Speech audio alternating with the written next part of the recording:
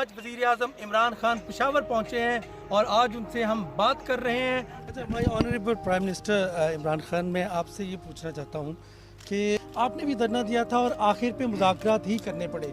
आपकी समझ में इनके क्या मुतालिबात हैं और इसका अंजाम आप क्या देख रहे हैं? इनके जो मफादात हैं वो पाकिस्तान के मफादात के मुतज़ाद हैं, ये ऑपोजिट है। ये चाह रहे हैं कि हम नैब को ख़त्म करके इनके केसेस ख़त्म कर दें। अस्सलाम वालेकुम नाजरीन, मैं हूं टिका खान सानी और आप मेरा यूट्यूब चैनल देख रहे हैं। नाजरीन, आज वज़ीर आज़म इमरान खान पेशावर पहुँचे हैं और आज उनसे हम बात कर रहे हैं मुख्तलिफ सियासी अमूर पर। हम 3 से 4 दोस्त यहाँ पहुँचे। वज़ीर आज़म ने कामयाब जवान प्रोग्राम के तहत चेक तकसीम किए हैं, उसके बाद मुख्तलिफ मनसूबों का इफ्तिताह किया। वज़ीर आज़म इमरान खान से बात करते हैं। चंद दोस्त मेरे साथ हैं, आपको सारी बात फिर उसके बाद हम वीडियो के साथ आप लिंक देख सकते हैं। अच्छा, my honourable prime minister Imran Khan, मैं आपसे ये पूछना चाहता हूँ कि पीडीएम का आपने देखा जलसा जिस तरह हुआ, आपने भी कहा कि वो फ्लॉप शो था। उसके बाद अब लॉन्ग मार्च की भी तैयारी है, रिज़ाइन का भी आपसे मुतालबा किया है। आपने भी धरना दिया था और आखिर पे मुज़ाकरात ही करने पड़े, मुज़ाकरात की टेबल पे ही आए आप। आपका मुतालबा कुछ और तरह का था। इनके मुतालिबात आपकी समझ में इनके क्या मुतालिबात हैं और इसका अंजाम आप क्या देख रहे हैं? और दूसरा, आप ग्राउंड आपके लिए अगर ये क्लियर है तो आप शिफ्ट किस पे करेंगे? डेवलपमेंट होगी अगले 2 साल या कि इकोनॉमिकल रिफॉर्म्स, और किसके ऊपर आप फोकस कर रहे हैं? देखिए, मैंने तो ये जब सारे इकट्ठे हो गए, मुझे तो पहले ही पता था। मेरी आप पहली तकरीर सुन लें। मेरी जो पहली तकरीर थी 2.25 साल पहले, जब प्राइम मिनिस्टर बना, मैंने कहा 2 चीज़ें की। मैंने कहा ये सारे इकट्ठे हो जाएंगे, जब हम करप्शन के ऊपर हाथ डालेंगे ये सब इकट्ठे हो जाएंगे।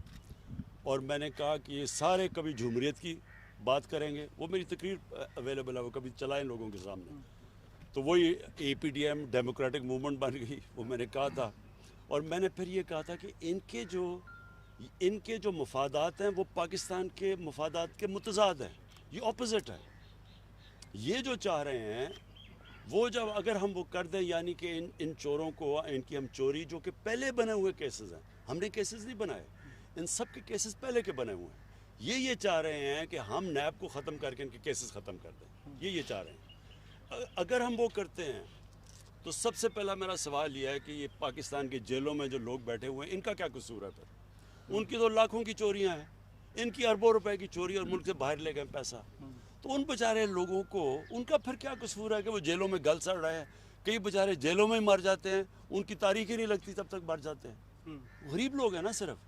ये जो सबसे बड़े डाकू हैं, ये मुझे ब्लैकमेल करने की, मुझे पहले ही पता था इन्होंने कोशिश कर ली है। मैंने बार बार आपको कहा कि ये मुझे कोशिश करेंगे, लेकिन मैंने इनको NRO नहीं देना। लेकिन स्ट्रेटेजी क्या है? जो भी स्ट्रेटेजी इनकी है कभी कामयाब नहीं होगी। मुझे कभी मैंने तो उनको मुल्तान में भी इनको कहा था कि इनको ऑन करने दो जो करना चाहते हैं। हमें सिर्फ लेकिन लोगों की जान और माल की हिफाजत करना गवर्नमेंट की जिम्मेदारी है। अब कोविड से आज 100 से ऊपर लोग मर गए। अब हम सबको पता है कि जब लोग जमा होते हैं बीमारी फैल जाती है, सारी दुनिया को पता है। हम उनको कह रहे, मेरा तो सिर्फ मकसद लोगों को बचाना था। अगर इनके जलसे ये अगर 10 जलसे भी करें ना, मैं आपको साबित करके दिखाऊंगा। 1 जलसा करूंगा, इन सारे 10 से क्यों होगा? क्योंकि मैं करता हूं पाकिस्तानी कौम के फ़ायदे के लिए जलसा। मैं जलसा करता हूं जब पाकिस्तानी कौम का पैसा चोरी हो, या मैं चाहता हूं कि इलेक्शन के अंदर रिफॉर्म्स हों। ये कर रहे हैं अपनी चोरी बचाने के लिए। कभी पब्लिक चोरों के लिए नहीं निकलेगी, मेरे से ये लिख लें। कभी कौम लोगों के, वो बाहर डाकू सारे बाहर बैठ के जाके वहाँ लंदन की वो शॉपिंग कर रहा है, खाने खा रहा है, और यहाँ कह रहा है लोगों को कि आप सड़कों पे निकलो और मेरी चोरी बचाओ। लोग बेवकूफ़ हैं। देखें, जो इंसान समझता है ना कि अवाम बेवकूफ़ है, उससे बड़ा बेवकूफ़ है ही कोई नहीं। इलेक्शन के हवाले से कल कैबिनेट में भी आपने एक डिसीजन लिया कि मार्च के बजाय से फरवरी में, तो क्या सुप्रीम कोर्ट में कोई रेफरेंस दायर करने जा रहे हैं? कैसे करेंगे? और साथ जो कैबिनेट का एलामिया है उसमें यह भी था कि तमाम सियासी जमातों के लिए मुज़ाकरात के रात हम उसे करेंगे शो ऑफ हैंड के लिए। तो इसके लिए क्या करने जा रहे हैं? क्योंकि आईनी तरमीम दरकार होती है कि सदारती रेफरेंस इसमें करेंगे या क्या करेंगे? देखिए 2 चीज़ें हमने फैसला किया। एक, हम इलेक्शन जल्दी करवाएंगे सेनेट के, क्योंकि ये सारा ड्रामा हो रहा है। ये जो कि सेनेट से बेचारे, इनका ख्याल है कि कोई सेनेट के इलेक्शन ना हो, तो वो तो फेल हो जाना है इन्होंने। वैसे ही हमने आपको पता है कप्तान तो मैं पुराना, इनसे ज़्यादा बेहतर खेलना जानता हूँ, तो इलेक्शन तो हम पहले करवाएंगे। लेकिन जो दूसरी चीज़ है, دیکھیں پاکستان سارے جانتے ہیں کہ پاکستان کے سینٹ کے الیکشنوں میں پیسہ چلتا ہے، رشوت چلتی ہے، سب کو پتہ ہے. ہم نے 20 لوگ پچھلی بار یہ نکالے جنہوں نے پتہ چلا کہ پیسہ لیا. اس لیے ہم شو آف ہینڈز کے اوپر جا رہے ہیں. ہمارے خیال میں ہمارے اٹارنی جنرل نے ہمیں یہ بتایا ہے کہ سپریم کورٹ میں ہم رکھیں گے. یہ ہو سکتا ہے کہ آئین کے اندر امینڈمنٹ کے باوجود بھی ہو سکتا ہے یہ. اس لیے ہم سپریم کورٹ کے پاس جا رہے ہیں. اور ہم صرف اس لیے جا رہے ہیں کہ اس ملک میں سب کو جب پتہ ہے کہ رشوت چلتی ہے سینٹ الیکشن میں، تو ڈیموکریسی تو یہ کہتی ہے کہ شو آف ہینڈز کریں، جو جس کے زیادہ ووٹس ہیں وہ چیزیں. حالانکہ سٹنگ گورنمنٹ کے لیے آسان ہوتا ہے. ہم آرام سے اگر ہم چاہیں، اس لیے تو کسی سٹنگ گورنمنٹ نے کیا نہیں ہے، ہم چاہیں تو ہم زیادہ اپنی جتنے ہمارے ممبرز ہیں زیادہ ہم سینیٹرز بنا سکتے ہیں کیونکہ ہمارے پاس پاور زیادہ ہے. لیکن ملک کے لیے برا ہے کہ رشوت چلتی ہے اور وہ لوگ سینٹ میں پیسے دے کے آ جاتے ہیں. اس لیے ہم کہہ رہے ہیں شو آف ہینڈز پہ آئے. خان سے میں کہا گیا کہ اب مذاکرات کا وقت گزر چکا ہے، آپ سے مذاکرات کر نہیں رہے ہیں، یہ کس سے کرنا چاہتے ہیں مذاکرات؟ کس کے لیے وقت؟ میں نے تو سب سے پہلے ان کو کہا کہ ہم رکے. ہم نے کب کہا کہ نہیں کرتے مذاکرات؟ نیشنل ڈائیلاگ کی پیشکش کو وہ سمجھ رہے ہیں. نہیں، ہم نے کب کہا؟ دیکھیں پارلیمنٹ کا مطلب ہی ہوتا ہے کہ ساری باتیں پارلیمنٹ میں ہوتی ہیں.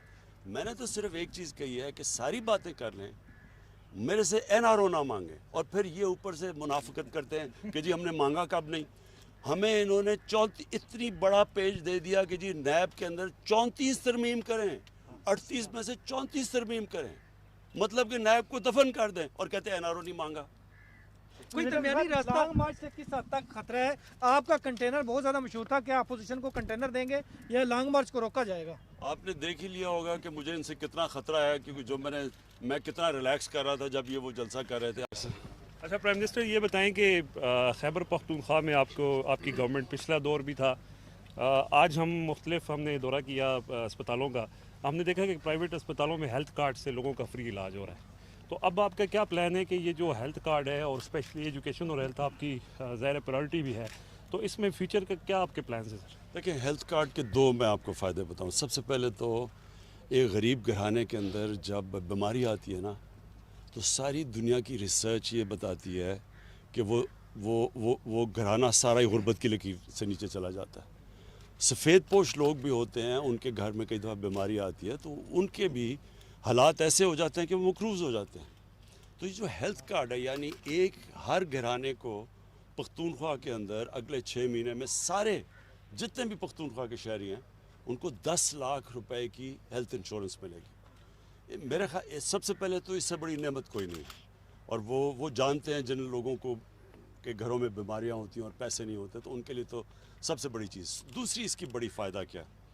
اس کا فائدہ یہ ہے کہ ہم گورنمنٹ پاکستان میں اتنے ہسپتال ہے ہی نہیں جتنے ہونے چاہیے، اور گورنمنٹ بنا نہیں سکتی اتنے زیادہ ہسپتال، ہمارے پاس پیسہ ہی نہیں ہے. تو یہ ہیلتھ کارڈ کی وجہ سے پرائیویٹ سیکٹر کو اب ہم انکریج کر رہے ہیں کہ آگے ہاسپٹلس بنائیں.